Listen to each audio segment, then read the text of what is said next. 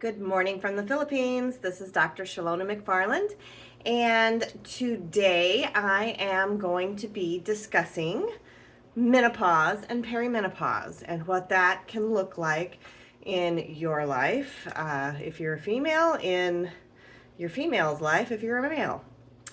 All right, so we had a really good speaker at the Parker seminar, and sorry, I did not write her name down on this sheet of paper, but she explained a lot of the different issues that happen that most medical doctors will blow off as, oh, you're too young, that can't be happening to you. So she was telling us she was about in her early 30s when she started having perimenopausal problems. Like, she'd be saying, what is that? I need that thing, that thing that you flip pancakes with. What is that thing called? It's a spatula. Hi, Cheryl. And she would get so frustrated because she couldn't remember this. Well, that's part of brain fog. That's part of hormonal regulations and irregularities. And when she went in and talked to her doctor about it, he's like, oh, it's just because you have kids, you got a lot of stress, you're fine, it's not perimenopause. Well, turns out, yeah, it was. Now, perimenopause can start in your early 30s and go all the way up through your 50s. And so there's a pretty big time span there that covers. Hi, Carol.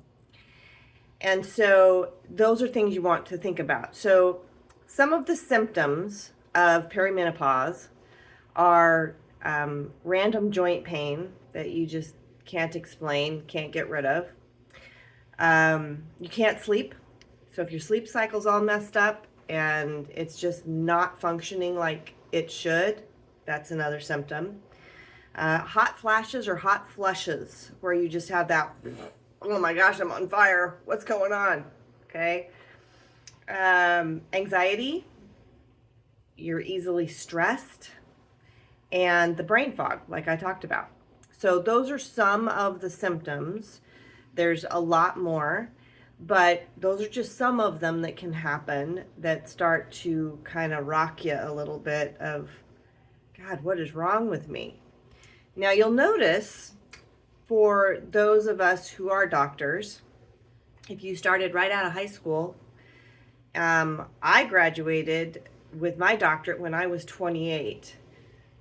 A lot of doctorates will go on further from there. So if that's the case, you're in your doctorates trying to get those things done, and you can't because you can't think. So this is something that you really want to look at. Now, how can you correct this? Well, one of the ways is through hormone replacement therapy.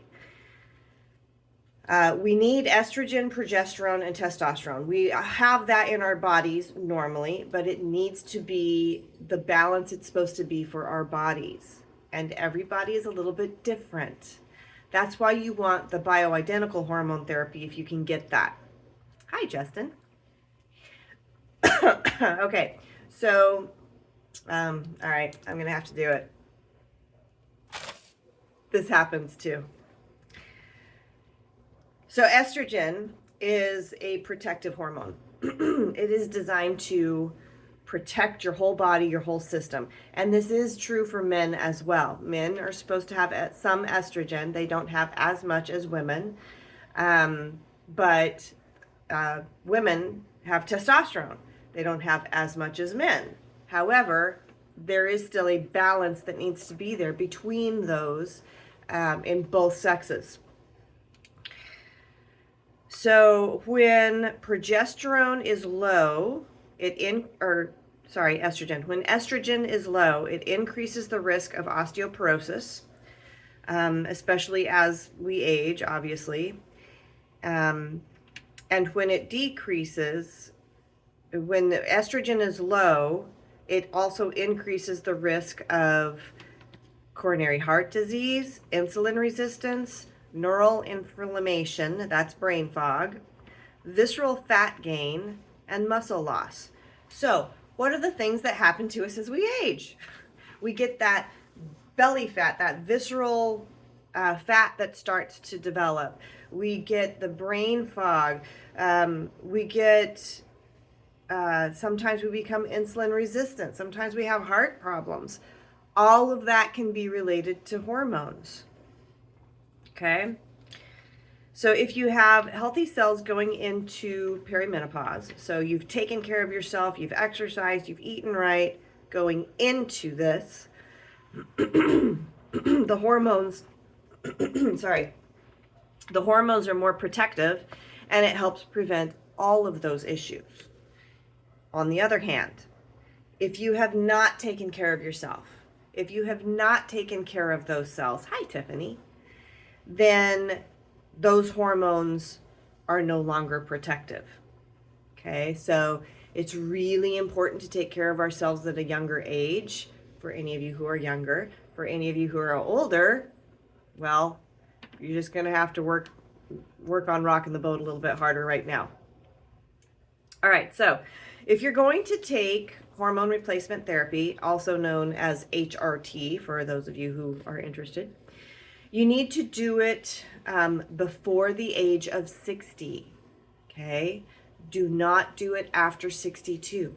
It becomes detrimental after 62 and causes problems like cancers that you don't want, okay? You don't want those to become harmful. I thought that was very interesting. I had not heard that one before, but the research is starting to show that that's what you want. Hi, Jeannie. All right, so what else can you do? So these are some of the things that everybody was going over at this seminar. Strength training. You want to do strength training. You want to do iron, lifting weights, whether it's bucking hay or I don't know, painting or something where you're lifting heavy things, construction, stuff like that. You want to do strength training. That is going to be something that as you build muscle, it builds bone strength, so that's going to decrease osteoporosis. But the muscle itself actually helps build up the body's ability to produce hormones better as well. You want to manage your stress. So if you don't meditate, if you don't read the Bible, if you don't sit and just relax, you need to figure out some way to manage your stress. Hot bubble baths, massage, getting your chiropractic care, all of those things help manage your stress. So that's something to think about as well. Protein. You need to increase your protein. I am about to boil me some eggs because I eat lots of hard-boiled eggs. It's a good source of protein. Jerky, beef jerky, if it's a good source, or turkey jerky, that's going to help increase your protein.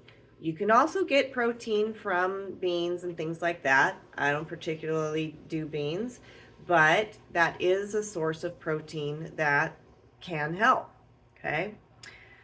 The Mediterranean diet is what everybody across the board was recommending, no matter what the issue is. It helps you release weight, it helps improve muscle mass, it helps your body function better, it decreases the risk of all these diseasing processes because it's very anti-inflammatory, okay? So Mediterranean is basically paleo and plant paradox combined. It's slightly different, but it's the oils that they are using, the virgin olive oil, the avocado oil, coconut oil, palm oil. Those are the good fats. That's what we need. You need a fiber-rich diet, okay? So get your vegetables in there. If you're not doing 30 varieties of fruits, vegetables, nuts, seeds, and spices a week, your gut biome is not healthy. So Get your fibers in there. Broccoli, spinach, the dark greens are good for fiber as well, celery. And omega-3s. These are all things I've recommended forever because these are things that research has shown forever is what we need. It's very obvious. Okay, so the more protein you have throughout your life, the better you get through menopause. So if you're somebody who's eaten a lot of protein throughout your life, you're going to cruise through menopause way better than most other people. If you're one of those people who's like, ooh, protein, I don't want big muscles, well, your menopause years are going to suck. Okay. Menopause can trigger autoimmune diseases. The fat around the abdomen increases inflammation. And it's the inflammatory cytokines that inflame, and those are the foundation of disease. So as I've said in the past, sorry, I'm going to move you a little bit, maybe. There we go. The root cause of all diseasing processes is inflammation. You decrease the inflammation, you decrease the overall diseasing processes. You increase the inflammation, you increase the diseasing processes. So they go hand in hand. So when you have that fat around the abdomen, it increases the risk of high cholesterol, it increases insulin resistance, increases diabetes, increases cognitive decline. Now, for those of you who follow me, remember, Alzheimer's is type 3 diabetes. It has its own insulin pump. So it's going to increase all of those things that go with it.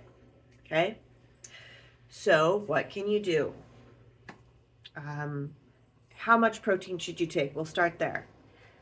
They were suggesting 1 to 2 grams per kilogram. So you have to figure out what you are in kilograms, which oddly sounds much better than what you are in pounds. I think I'm 60 kilograms or I don't know, something like that. So I would be taking 60 to 120 grams of protein a day. Okay, so that's not so bad. It's a lot of protein, but I like protein anyway. Intermittent fasting. You should be doing intermittent fasting. If you can fast from 6 p.m. to 6 a.m., that is a fantastic start. Okay, I have done that for years, but I expand it. I a lot of times don't eat breakfast, although over the last year and a half, I have shifted that a little bit. I will eat breakfast a little bit more often than I used to not eat it at all. Now, like for instance, if I'm diving and I know I need that extra oomph, I'll have a couple of eggs. Protein. I have a protein breakfast. I'll have a couple of eggs, or sometimes I might have a piece of fruit, but again, it's usually when I'm diving. In my normal everyday life, I'm not eating that early in the morning. It depends on what you're doing and what I'm doing. All right, so intermittent fasting. Strength training that we talked about, lift weights, heavy weights. So you want to be lifting heavy weights. And if that's 20 pounds for you, great, work up. Keep doing it. Okay, I've been walking recently with weights on me. I'm up to carrying 16 pounds of weights when I walk, and I'm walking as fast as I normally would walk. So Gidget and I did about 4.5 miles last night, and I was carrying 16 pounds the whole way. So that's another way to kind of boost that metabolism to kick in. And like I said, the weights increase bone density. It decreases muscle mass loss. It decreases stress. Exercise every single day. Exercise decreases stress. That is another way to manage your stress. Get up with the sun. I know for some of you that's not possible because you're on a night shift. Your circadian rhythms are messed up. Hi, Chuck. I didn't see you pipe in. So, really get up with the sun. As soon as that sun comes up, wake up. Turn open the curtains. Hello, day. I'm up. Okay. Remember, I talked last week about, what was it? Strike, stroll, and shiver. Okay. You got to wake up with the sun in order to do those. Get up, get out, walk, and then take a cold shower. Okay. That also helps your metabolism. Touch the earth. Exercise grounding. So, unfortunately for me, that has been challenging recently since I live in a city now. However, one of the absolute best forms of grounding you can possibly do is dipping your body in a large body of water, such as the ocean, where I go as often as I possibly can. So I am still getting my grounding. I'm just not getting it on a daily basis like I should be. But, you know, for other people, if you live out in the country, get your feet in the dirt. Okay? That's going to help, again, with your stress level and everything. It helps balance out your EMF, your electrical magnetic field. It helps with all that. All right, make time for yourself. Yoga is a great way to do it. Meditation, reading your Bible in the morning, taking a hot bubble bath. Make time for yourself and set it aside and stick to it. Okay? And then get adequate sleep. 6 to 8 hours of sleep per night. That's going to promote that's going to promote longevity, and that's going to help you sustain health throughout your life, no matter what age you are. Okay? If you're not getting good sleep, get adjusted. That is the number one side effect, is you sleep better. Okay? So go get yourself adjusted, and take care of yourself. So that was a long one today, but there was a lot of information. The seminars I was just at was like drinking from a fire hose for 3 days. It was a lot of information. And I'm going to be dumping it on you as in little bits here and there. So if you have anything else you want me to discuss, please let me know. I already do have a suggestion from last week that I'm going to look into doing as well on neuropathy. So let me know, and I will continue to update you and give you good information on things you should know. All right, guys. Love you. God bless. Miss everybody back home. And I will talk to you next week. God bless.